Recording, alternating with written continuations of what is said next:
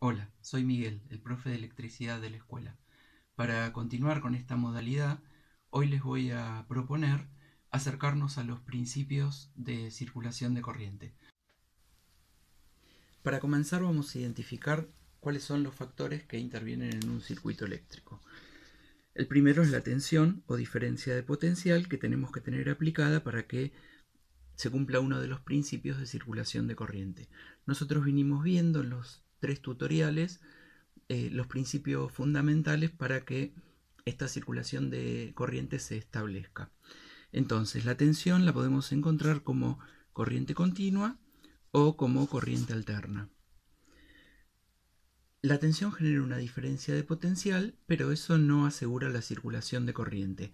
Para asegurar la circulación de corriente necesitamos que el circuito se convierta en un lazo cerrado, o sea, toda la definición de circuito para que circule corriente tiene que convertirse en un lazo cerrado, o sea que desde donde empieza hasta donde termina tiene que estar unido.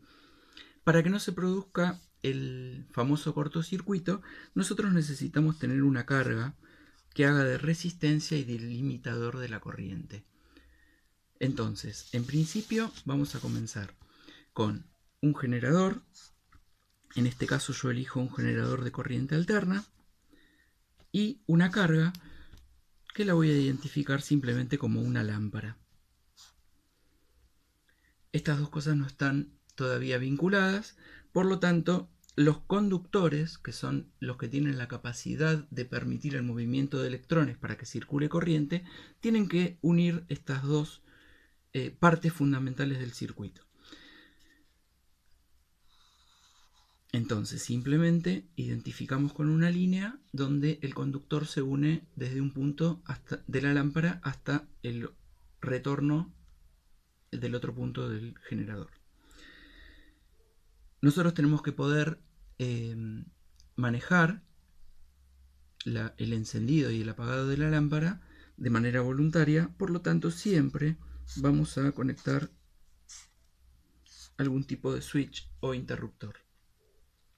Supongamos el caso de que la tensión de esta corriente alterna sea como la tensión domiciliaria de 220 volts. Y la lámpara vamos a proponer un reflector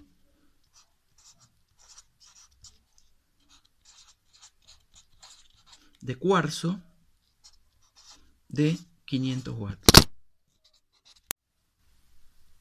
Si empezamos a aplicar algunos cálculos de acuerdo a las leyes de circulación de corriente, nosotros sabemos que la ley de Ohm nos establece que la tensión es igual a la corriente por la resistencia.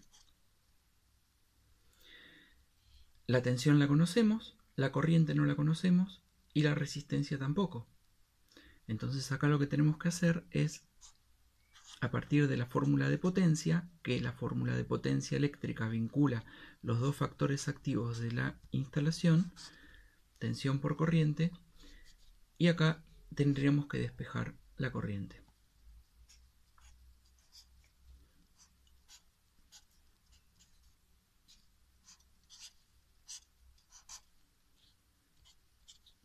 $500 watts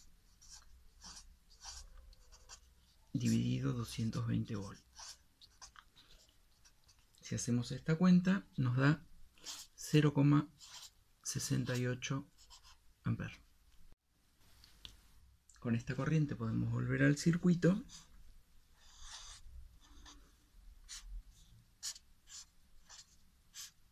y la lámpara la podemos reemplazar por una resistencia. ¿Qué valor va a tener esa resistencia? Bueno, lo vamos a calcular con la fórmula de la ley de Ohm.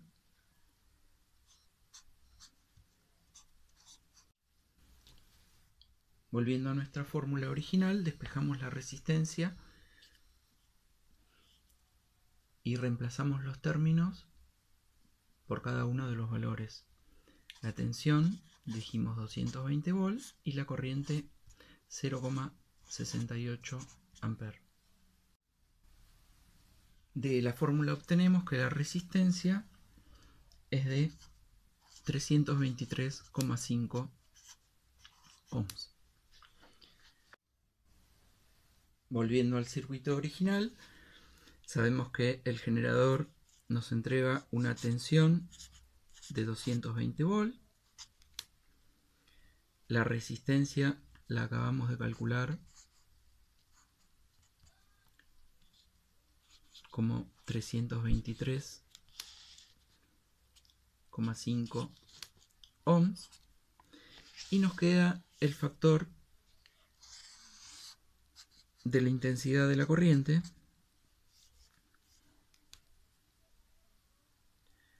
que ya lo habíamos calculado, que era 0,68 amperes. Y ahí tenemos todos los factores que involucra un circuito eléctrico básico, tanto de todo lo que concierne a la ley de Ohm y a la potencia eléctrica.